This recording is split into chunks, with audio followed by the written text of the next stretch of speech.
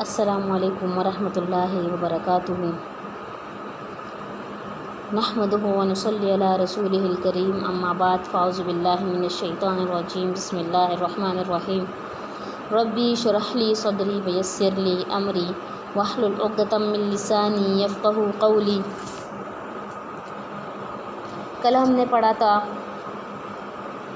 وَآمِنُوا بِمَا أَنزَلْتُ مُصَدِّقًا لِمَا مَعَكُمْ وَلَا تَكُونُوا أَوَّلَ كَافِرٍ بِهِ، یعنی قرآن پاک جو یہ قرآن ہے یہ پچھلی کتابوں کی تصدیق فرماتا ہے، یعنی جو پچھلی کتابیں تورات، زبور، انجیل نازل ہوئے تو یہ ان کی تصدیق کرتا ہے۔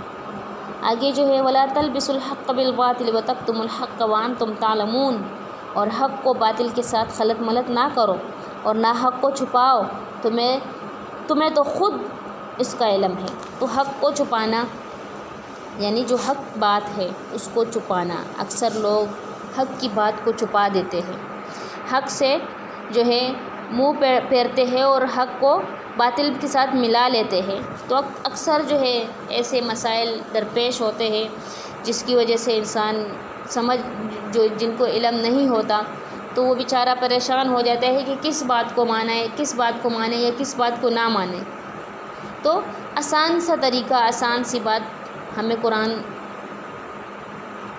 کے لفظی ترجمے کو دیکھ لینا چاہیے، پھر اس کے بعد تھوڑی بہت جو وضاحت ہے حدیث سے ہمیں اس کی وضاحت ملتی ہے، اور صحیح احادیث کو دیکھنا چاہیے کہ ہمیں صحیح بات کا پتہ چلے اور اس پر جو ہے ہم عمل پیرا ہو۔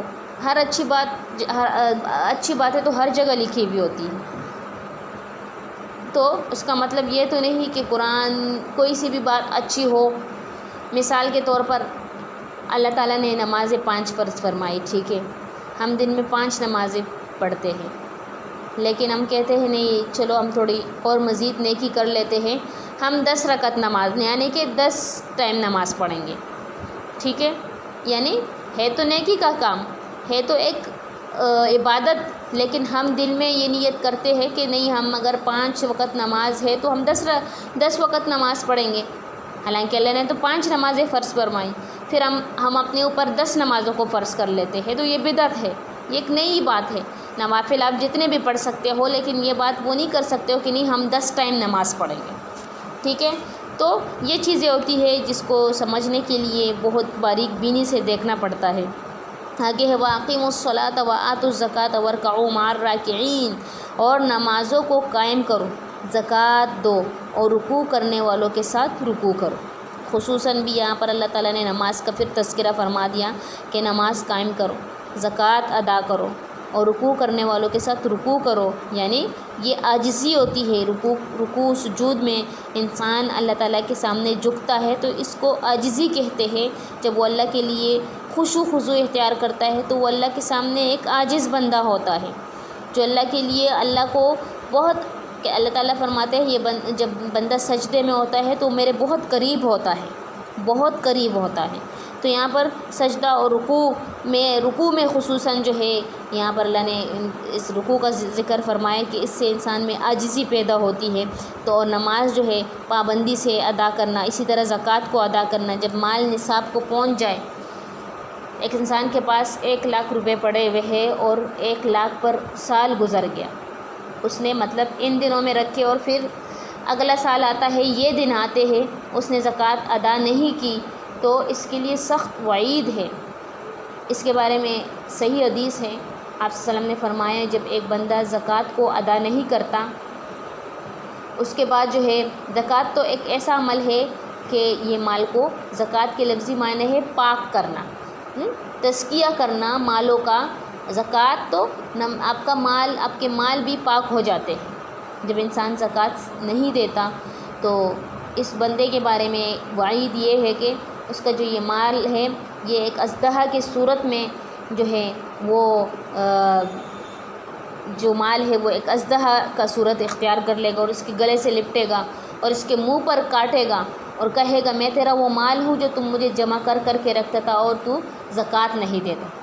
تو اللہ تعالیٰ ہم سب کو اس چیز سے محفوظ فرمائے، اللہ تعالیٰ ہمیں جو ہے ان پر عمل کرنے کی توفیق دے۔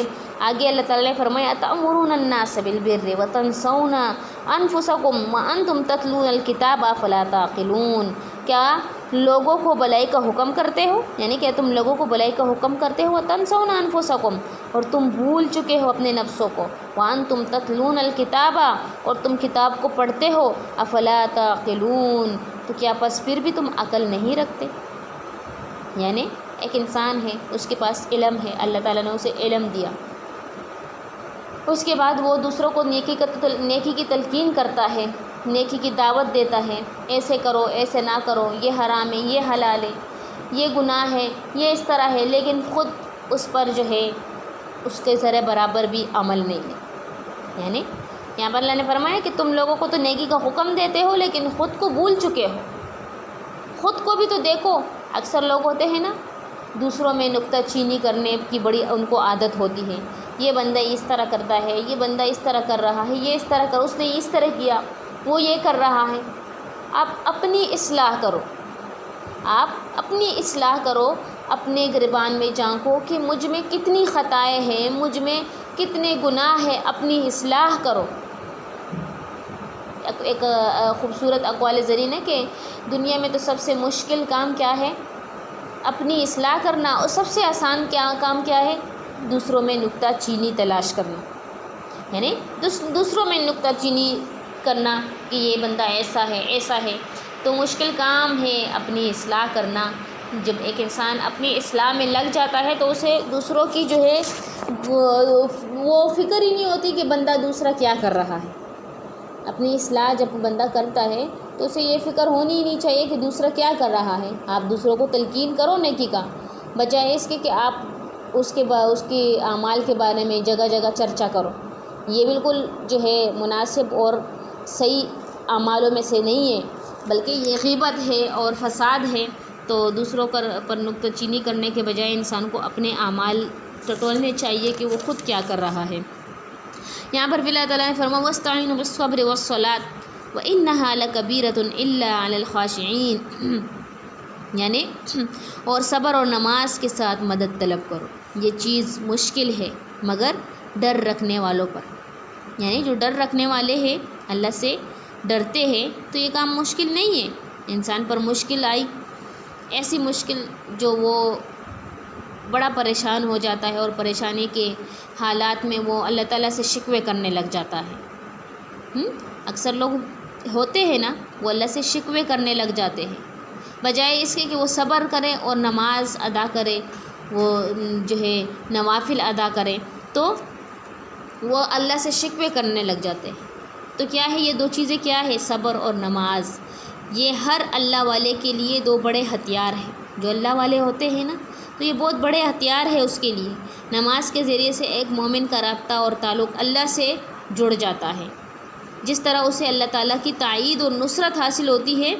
صبر کے ذریعے سے کردار کی پختگی اور دین میں استقامت بھی حاصل ہوتی ہے۔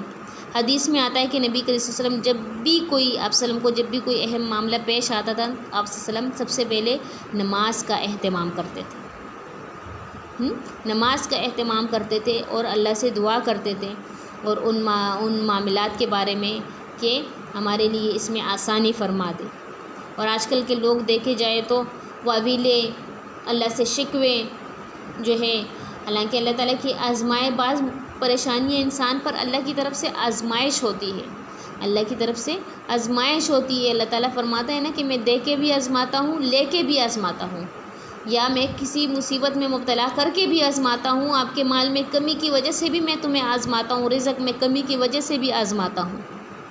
تو اللہ تعالیٰ نے فرما دیا کہ میں آزمائش کروں گا تمہاری، تو پھر تمہیں صبر کرنا چاہیے اور تمہیں اللہ سے مدد طلب کرنی چاہیے، بجائے اس کے کہ دوسروں سے جو ہے اس کی تلقین کی جائے، دوسروں سے جو ہے واویلے کیے جائے، دوسروں سے اپنے غم شیئر کیے جائے، بجائے اس کے کہ دوسروں کو شیئر کرے اپنے غم، تو اللہ سے شیئر کرے، اللہ کے لیے 2 رکعت نماز پڑھے اور اللہ سے شیئر کرے کہ یا اللہ میرے یہ مسائل ہیں، یہ پریشانیاں ہیں، تو ہی میرا واحد مددگار ہے، کوئی میرا جو ہے حامی اور ناصر نہیں ہے تیرے علاوہ۔ تو اللہ تعالیٰ اللہ فرماتا ہے نا کہ جب کوئی بندہ مجھ پر توکل کرتا ہے تو میں اس کی مدد کرتا ہوں، میں اس کے توکل پر پورا اترتا ہوں، میں اس کی جو ہے دعائیں قبول کرتا ہوں۔ تو یہاں پر الذین یظنون انہم ملاقو ربہم وانہم الیہ راجعون، یعنی جو جانتے ہیں کہ اپنے رب سے ملاقات کرنے والے اور اس کی طرف لوٹ کر جانے والے ہیں، یعنی جو لوگ جانتے ہیں تو وہ ضرور یہ اعمال کریں گے، وہ صبر بھی کریں گے، وہ نماز بھی پڑھیں گے، وہ جو ہے اللہ سے دعائیں بھی کریں گے، وہ جو ہے اس کے بجائے کہ وہ اللہ سے شکوے کریں، وہ اللہ سے دعائیں کریں گے، صبر کریں گے۔ تو یہی جو ہے وہ لوگ ہیں جو اللہ کے ملاقات کی امید رکھتے ہیں، ان کو پتہ ہے کہ ہم اللہ سے ملیں گے، اللہ سے ملاقات کریں گے، تو ہم ایسے اعمال کیوں کریں جس سے ہم اللہ کو ناراض کر بیٹھے۔ آگے یا بنی اسرائیل اذکروا نعمتی التی انعمت علیکم وانی فضلتکم علی العالمین، یہاں پر جو ہے بنی اسرائیل کے بارے میں پھر انعامات کا ذکر فرما دیا اللہ تعالیٰ نے، اور مختلف جو انعامات ان پر کیے گئے تھے وہ آگے ان کا تذکرہ آئے گا، کیونکہ سب سے زیادہ ذکر قرآن پاک میں بنی اسرائیل کا ہے۔ اور بنی اسرائیل کہتے کن کو ہے؟ تو بنی اسرائیل میں نے آپ کو پچھلے جو ہے ان میں بتا دیا تھا سبق میں کہ بنی اسرائیل لقب کیا ہے؟ یعقوب علیہ السلام کا یہ لقب ہے، یعنی یعقوب علیہ السلام کی اولاد کو کہا جاتا ہے بنی اسرائیل، یعنی یاد کرو میری نعمت وہ جو میں نے تم پر انعام کیے، وَأَنِّي فَضَّلْتُكُمْ عَلَى الْعَالَمِينَ، اور میں نے تمہیں تمام جہانوں پر فضیلت دی۔ تو کیا فضیلت دی اللہ تعالیٰ نے ان پر؟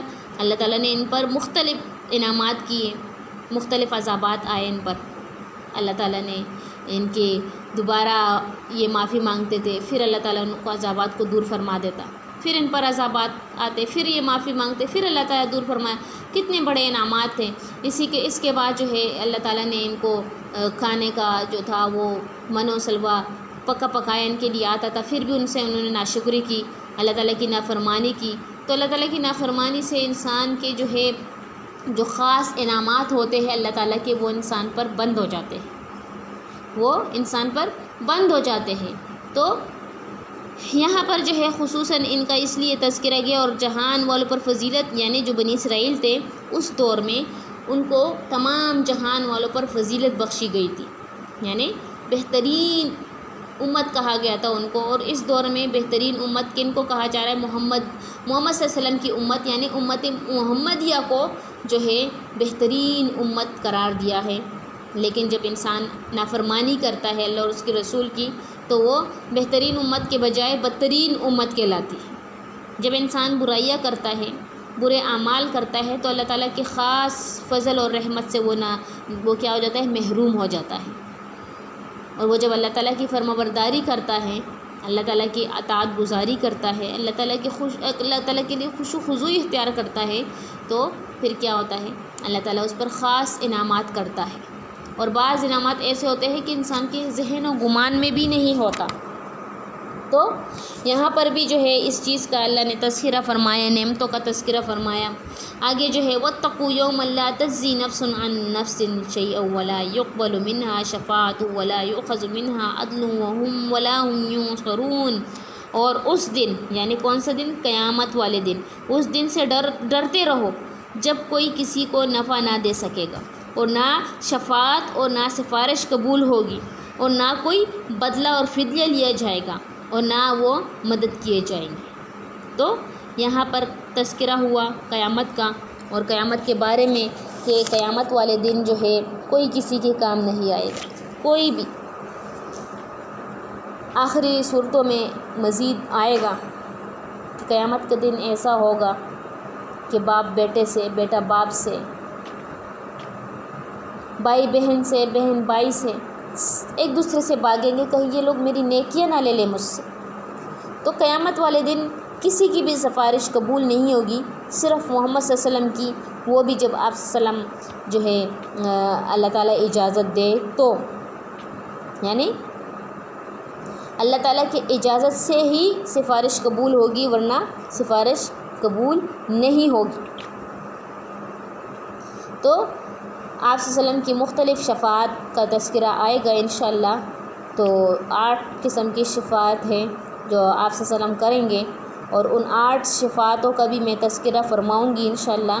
آگے مزید جب ہم پڑھیں گے تو اس کی وضاحت پھر بہت زیادہ ہے، تو تو میں نے کوشش کی کہ میں زیادہ ریکارڈ کر کے بھیج دیا کروں، لیکن یہاں پر جو ہے غالباً میرے پاس 15 منٹ سے یا 16 منٹ سے زیادہ جو ہے وہ ریکارڈنگ سینڈ نہیں ہو رہی۔ میں نے کوشش کی تو پھر میں نے کہا ایک دن میں ڈبل ریکارڈنگ کا وہ سسٹم مجھے ٹھیک سے سمجھ نہیں آ رہا تھا، تو آگے میں مزید جو ہے سفارش کے بارے میں جو 8 قسم کی صفات ہے اس کے بارے میں آپ لوگ کو ضرور کل بتاؤں گی کہ وہ کون سی سفارش ہوں گی جو آپ صلی اللہ علیہ وسلم لوگوں کے لیے کریں گے۔ تو وآخر دعوانا ان الحمدللہ رب العالمین۔ السلام علیکم ورحمۃ اللہ وبرکاتہ۔